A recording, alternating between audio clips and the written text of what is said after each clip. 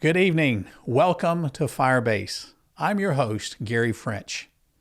Let me start this program off this evening by asking you just a couple of short questions. We hear in the news media today and from many politicians the need to defund the police or that there needs to be police reform. But can we achieve a safe society? Can we become secure as Americans by defunding the police? Do we need to get rid of the police? Should the police become social workers and therapists?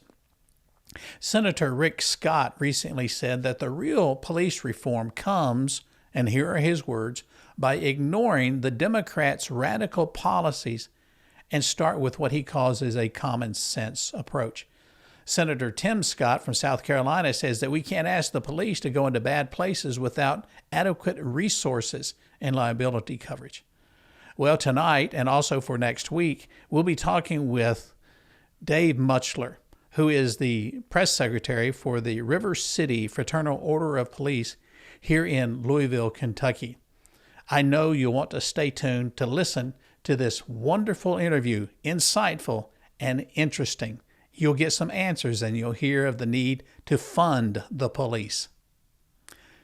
Talking today with Dave Muchler, the press secretary for the River City Fraternal Order of Police of the LMPD. Dave, so glad you're with us today.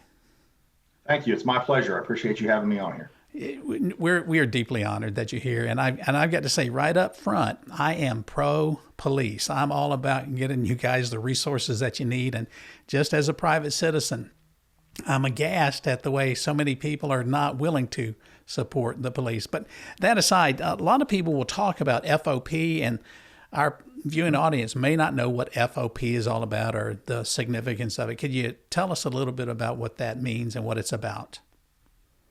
Sure. Back in 1915, some officers in Pittsburgh, Pennsylvania, decided that, working 12-hour days, 7 days a week with no off days and things like that just wasn't meeting the standard. So they got together and they formed the first FOP lodge in the country.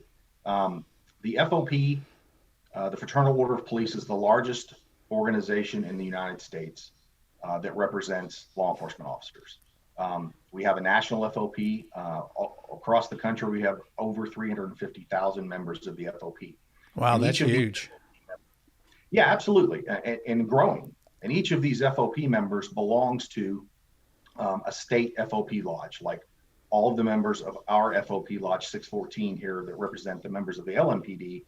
We all belong to the Kentucky State FOP. So it's sort of a triage, as you will. So you belong to your local lodge. Our local lodge represents LMPD officers, and all of the lodges in Kentucky, we have about 10,000 members in Kentucky, belong to the Kentucky State FOP and are part of the national FOP. Well, especially, particularly here in Kentucky and for you in Louisville, what's the benefit, a two-pronged question, what's the benefit to the police officer of the FOP, and what's the benefit to the public? Okay, so there's a couple of things. First of all, the FOP, we tout ourselves as cops representing cops. So when you need representation for something as a police officer, we don't send you a dump truck driver or a school teacher. We send you a Right. police officer. So we have a national FOP legal defense plan that the plan itself is comprised of over 100,000 FOP members, Right. and local police officers through their FOP can pay for a national legal defense plan, so that when the need arises for them to have legal representation, whether it's because they're involved in a critical incident that's going to be obviously investigated as a Right. criminal incident, an administrative incident where they have some sort of job action or something they need to take, they have access to legal representation through that plan. So it helps the police officer and sort of safeguards the public, what it sounds like. Yeah, absolutely. I mean, if you're going to put on a badge and carry a gun and wear a vest to work every day, you don't need to be thinking, what am I going to do if I get involved in a critical incident? That needs to be taken care of beforehand so that you can be on the street doing your job. which is what the public wants you to be able to do. Yeah, that's understandable. With all of the stuff that's going on today, and by all the stuff, I mean, Dave, you have activists, Marxist activists like Antifa, and you have Black Lives Matter. And then last year you had this militia marching through the streets of Louisville. It seems like that's a real bummer to being a policeman today. How does that affect the morale? How does that affect the recruiting that you really need to have? Yeah, well, it affects both to an extreme level. First of all, officer morale. I mean, I have never seen, and I was a police officer for 21 years. I retired from the Louisville Metro Police Department in 2018. Thank you for your service to the city of Louisville. Well, thank you. I appreciate that. And I have never seen morale as low as it is amongst police officers here in Louisville. And I think you would probably hear that message across most of the country. It takes its toll. It's not just the fact that these officers are out here, 1 day or 2 days, when we have months and months of civil unrest, but over a period of time, working 12-hour shifts, having riots, having, things thrown at you, people cursing at you, people resisting, fighting day after day after day. It obviously takes its toll on the officers that are out there on the street. And I have to say that it's also, damaging to the public, because we have to protect the public, and we have to have a lot of resources and officers when we have this type of civil unrest, which takes away from the services we can provide to the rest of the community. Boy, that's absolutely true. And I just find that if common sense prevails, and forgive me, it seems like there's a huge absence of common sense across the regardless political party. There seems to be a missing component of common sense that it seems logical that people would know that you have to have an active, vital, strong, cohesive police force to not only maintain the law, but to ensure the public safety. Why does it seem like there's this absence of common sense? I know you may not have the answer to end all answers, but I'm just curious as a citizen, why does it seem like there's a big gap of common sense regarding the police? Well, first I would say what you're saying is very true. Obviously, we're a nation of laws, and the job of a law enforcement officer or a police officer is to enforce the laws that our legislators have put into effect, and based on our country and our Constitution and our rights as American citizens. So there are some people who don't like what our country is based on or what it's about, just flat out. Yeah. So you're going to have those people.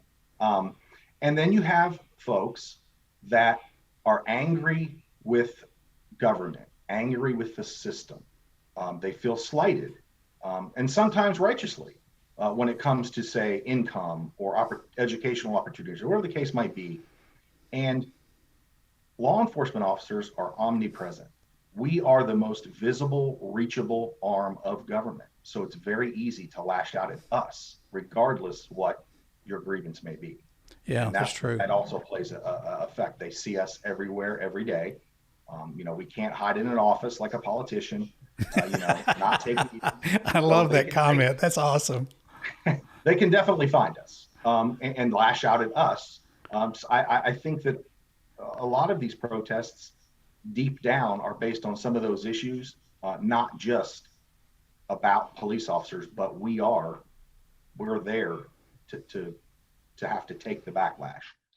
And that's the avenue that they've taken. I think that's true. And I think sometimes within the public, whether they're law-abiding citizens or the anarchists that we see with Black Lives Matter or Antifa or some lunatic fringe militia that wants to march the streets with a rifle in their arms, I think there's the wrong perception of what the police is there to do and what they're to say. Back in the 1970s, when I was in law enforcement, I had worked as a dispatcher, I'd worked as a court clerk, and I'd worked as a patrolman. I remember seeing mothers, even back then, they would have little Johnny with them, a little 6-year-old kid, and they would say, "Look, if you don't behave, I'm going to get this police officer to arrest you." And I'd have to go and say, "Son, I'm not going to arrest you, not unless you break the law." Well, there seems to be a disconnect today from people understanding, yes, I agree with what you said, Dave. We are a nation of laws, but we seem to have forgotten that's what's required of our republic is that we are to be law-abiding citizens. Don't you find that to be part of the problem today? Absolutely. There are, like I said, there are people who do not believe in what our republic is based on, that we are a nation of laws and that we are required to obey those laws. And then we have, people that they don't want to respect, or they don't want any type of authority. Right. I mean, they would literally just like there to be free reign, no, effective government in place. It's amazing the way some people think, but they're anti-authority regardless, whether it's police, whether it's, a school teacher, whether it's, someone in charge, a boss, and that plays into it. And it's unfortunate. Yeah, that's absolutely right. Well, we've got about really 20. Is a fine line. Yeah, it is. It is. We got about 20 seconds, and we'll pick this up right after the break. And I just want to let you know that there seems to me, the emphasis on policing and wanting police to become social workers or therapists instead of dealing with crime as it is. Well, we're coming up on our break. Don't go anywhere. We'll be right back. Welcome back. This evening, we're talking with Dave Muchler, who's the press secretary of the River City Fraternal Order of Police in Louisville, Kentucky. And we've been talking about a variety of subjects already about police and retention. And I asked him a question before we went to the break about it. And this is my personal opinion. He didn't mention this, but it seems like in policing today, it's so multifaceted that there seems to be a de-emphasis on policing or enforcing the laws and shifting the police officers to becoming social workers, or as I put in my notes, a therapist. So they have to de-escalate a certain situation. Dave, I was talking to someone earlier, and it may have been our director or somebody. I just thought it was almost, you have to not only be a police officer, but you have to stop somebody and apprehend a suspect. And then it's almost like somebody's pointing a gun, and the therapist comes out and says, "No, sir, would you tell me how you feel about pointing that gun at me?" And I know that's ludicrous, but it seems like we're asking more and more of our police and moving them away from what their number one job should be. I would agree with that. And I think most police officers would. We have basically morphed into what is a catch-all. Anything that doesn't have someone else to try to find a solution or someone else to respond to seems to be the job of a police officer now. And, unfortunately, when we get to that point, it does take away from our ability to do what actually we're sworn to do, which is enforce the law, and by doing that, obviously helps to keep the public and the citizens safe. Yeah. So it's an impossible to do sort of what has fallen our way these days, especially with the extremely low numbers of qualified candidates that want to be police officers. Dave, I was talking with one of Louisville's finest, a patrol officer yesterday, and I understand from firsthand experience. I understand what it's like to be in that patrol car, and I was talking with him. He was, well, what a nice young man, polite, just a really articulate fellow. And was talking about that I had in my research for our show this evening, I had read that there was 2 recruiting classes and there was only about 30 or 31 total recruits. And there's a shortage in the active ranks of the LMPD of over 240. And this officer looked at me and he said, "You know what, Mr. French, I think there may be fewer recruits than that and a larger shortage than that. Regardless, it seems like you guys have a deficit." We are short from what our authorized strength is, and we can talk about that in just a minute, but we are down, so to speak, to about 250 police officers. Wow. We have the capacity to train about 48 police officers in a class, and we have the capacity, if we go full bore, to potentially put 3 of those classes through per year. Wow. Normally, before we started having, this bleeding of police officers leaving the department, we would normally attrit about 70 officers a year. Mm-hmm. So if we could train anything above 70, we could add to our ranks. We have August is generally a month in which those that are eligible to retire, is usually we have higher numbers of retirements in August, and we don't know what that number will be, but potentially coming up in August, we could lose up to 40 or 50 officers to retire. Wow. And we have some recruit classes where we try to hire, 40 plus people, and we end up with 15 people in the class, because, obviously you want to hire qualified people. If you've got, I apologize here, but my mind is racing here that if the current trend stays as it is, with fewer people coming into to enter into a career, and that's exactly what it is. It's a career. I would teach in times past. I taught for Oakland City University in Indiana, law enforcement, and the people would say it was a calling for them to be in law enforcement and not just a job.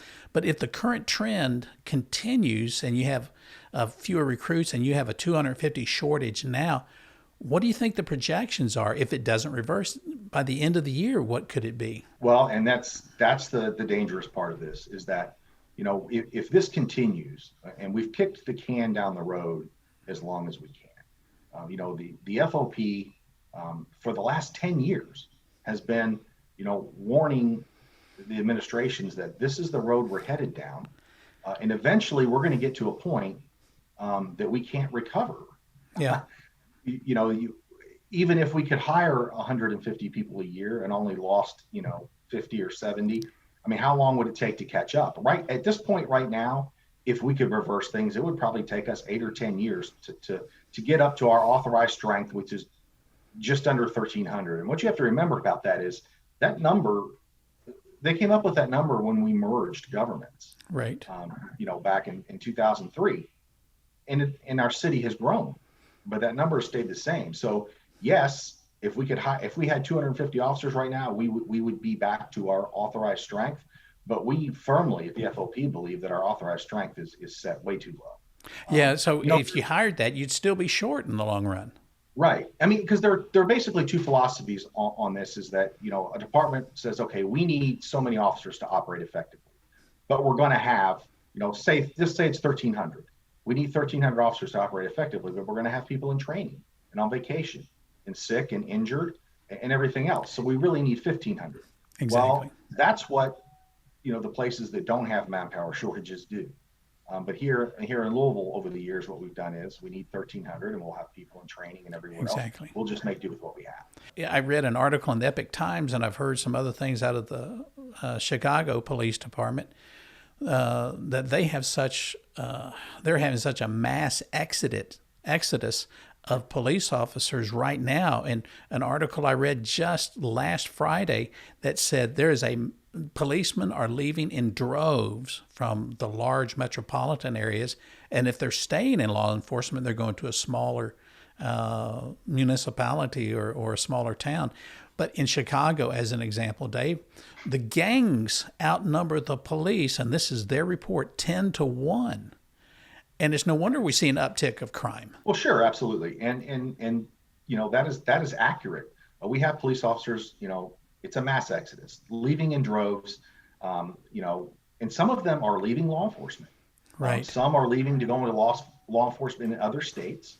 But a large majority of the officers leaving Louisville Metro are leaving for other smaller departments in our state. And things have completely switched. It's a 180. Right. 10 plus years ago, officers, even qualified officers, sometimes couldn't get hired here. There was a huge candidate pool of qualified people, and they would go to work somewhere else. They'd get hired by a smaller department and get a number of years on, and then it would make sense. They would try to get hired here, and it would make sense for Louisville to say, hey, this officer's already trained. They've been a police officer for a number of years. Let's bring them on. We can put them on the street quicker. Well, that's completely changed now. Now we have officers here that are using this as a stepping stone, and they are, as quickly as they can, going to another department. smaller department, Yeah. smaller agency. Well, Dave, we have just under 90 seconds before we take this next break, and this subject is so interesting to me, and I feel the sense of urgency that we're going to carry our discussion with you over to next week's show as well. But what I want to leave with right now, and that we can carry over into next week, just a thought you can think about. You give you a week to think about it here. In my research, I found that the city of Louisville has been under a Democrat rule for over 52 years. And that's just a fact. And the Democrats, you haven't said nobody has said anything. This is my observation. They're about, it seems to me, about defunding the police in about 15 seconds. So what's the danger of defunding the police? And we'll pick this up next week. Well, sure. Well, look, defunding the police is an absolutely irresponsible response, to anything that people want to protest about. We obviously, maybe some other, things need to be funded. Perhaps we need to put money into some other things to help with the situations we have in our city. But we don't have enough police officers as it is, and we can obviously won't continue or to turn this around. We won't be able to turn this around and retain or recruit officers. But Dave, we'll pick this up next week as we continue the discussion. Folks, stay with us. We'll be right back. Welcome back. So glad that you decided to stick around for this interview this evening. And just to let you know, as a programming note, the second part of it will air next week. I spoke tonight with Dave Mutchler, who is the press secretary for the Louisville Metropolitan Police Department, Fraternal Order of Police. And we've talked about funding the police, defunding the police. We've talked about political issues, about Black Lives Matter. We talked about the difficulty of how it is to be a policeman today. And my friends, if you've never walked, as they say, a mile in their shoes, it's important that we learn that if we're going to have laws in our land, we have to have police, and we have to fund them appropriately. On the left today, and by the left, I mean the socialist-leaning people, that seems to be more and more part and parcel of the Democrat Party today. Probably get my hate mail over that. But it seems like the Democrats want to defund the police. How crazy is that? An article that I just read, and this is from the 12th of July, just this year. And here's what happened in the weekend prior to that. Chicago's weekend gun violence left at least 40 people shot, including 11 fatally. And they put in the news, among those killed was rapper KTS Dre. I had to look up what KTS meant, and I think that he meant that to be kill to stop. Well, friends, guess what? They stopped him. The local report says this 31-year-old local rapper, whose real name was Londre Sylvester, he had been released from the Cook County Jail around 8:50 p.m. on a Saturday evening, and he was ambushed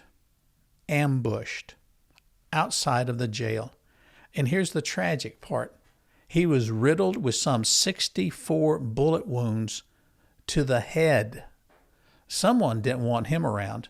If we believe the lies of the left today, we need to get rid of all of the guns, and the way that they do that is let's just get all of the guns from the law-abiding citizens. And while we're at it, let's defund the police. Let's get rid of the police as well.